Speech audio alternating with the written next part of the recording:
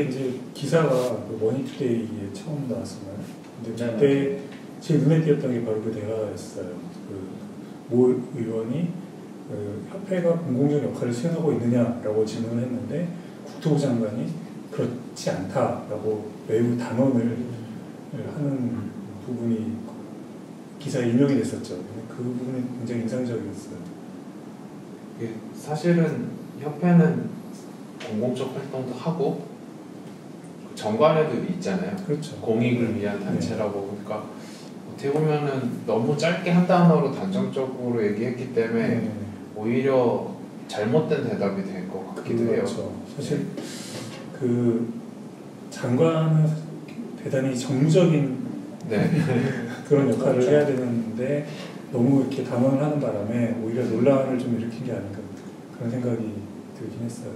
그러니까 협회는 당연히 공공적 업무를 해야 하는 건데 뭐 부족한 점이 있다든지 아니면 꼭 이 법안이 통과돼야만 공공의 업무를 할 수 있는 게 아니라든지 뭔가 조금 더 긴 답변이었어야 될 것 같은데 질문을 그렇게 딱 하니까 그렇게 대답할 수밖에 없었는지 예스노로 대답하시오 뭐 이런 근데 사실 이제 전체를 모르니까 근데 그 답변은 사실은 맞는 답변은 아닌 것 같아요.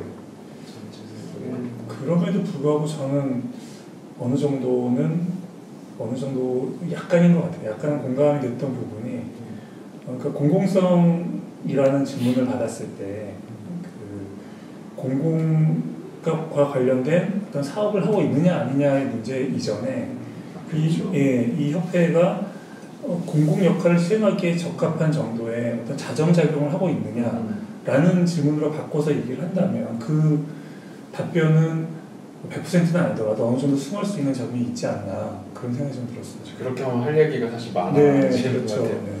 그러니까 공공의 업무를 수행하고 있냐는 당연히 해야 해야 되고 하고 계실 거고 하고 있고 그런데 용역을 많이 하시잖아요. 그래서 그렇죠. 그게 아니었겠죠.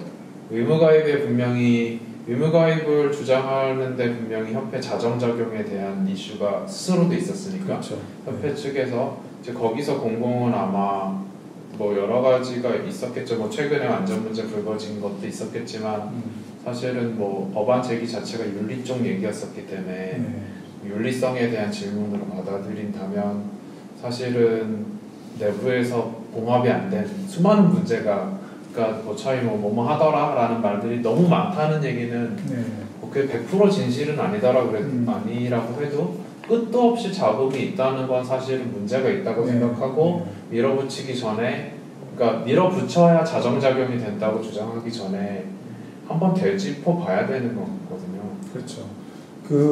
저희가 그 한국건축사협회 관련된 일을 하면서 이렇게 몇 가지 경로로 이제 제보 비슷한 거를 받았잖아요.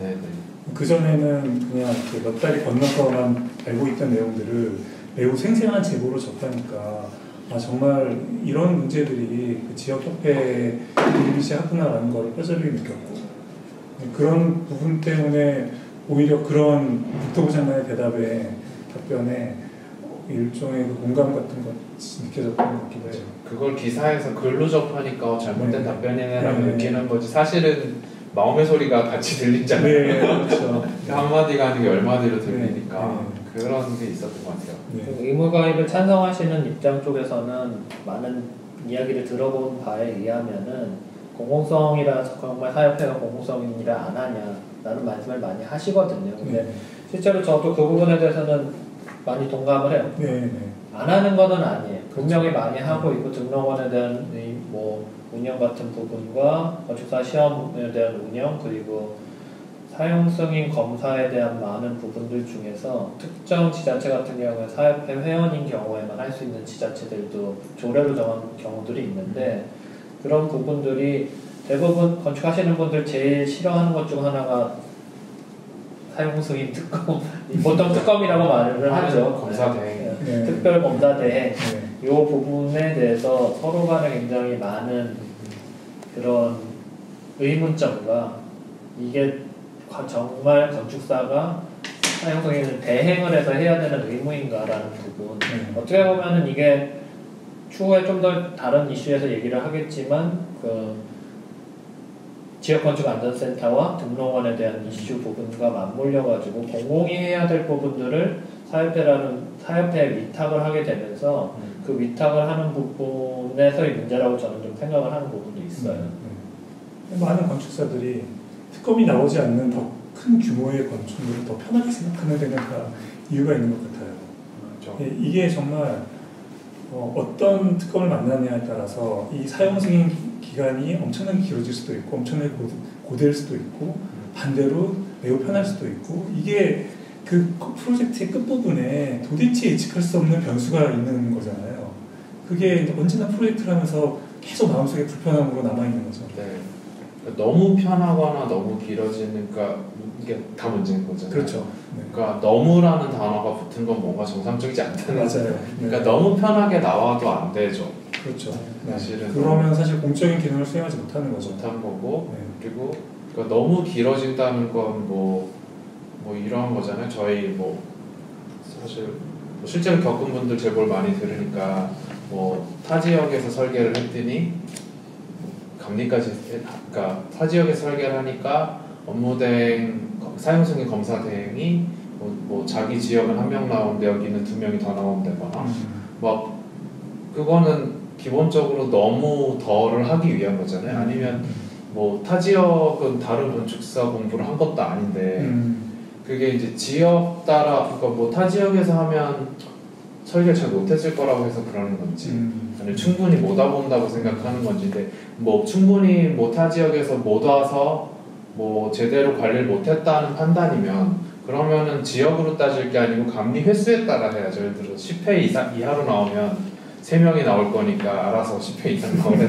그러니까 그게 지역으로 나눌 건 아닌데 뭐 그런 것들은 분명히 너무를 만들기 위한 거고, 그게 그런 게 저는 앞에도 얘기했던 약간 공공성보다는 결국 약간 지역 보호주의에 그렇죠. 가는 거잖아요. 그래서 저희가 뭐 의무가입 이슈 할 때도 결국 지역회랑은 어떻게 되는 거냐는 질문도 끝없이 던졌고 다 하나로 이어지는 것 같아요. 공공성 얘기까지도.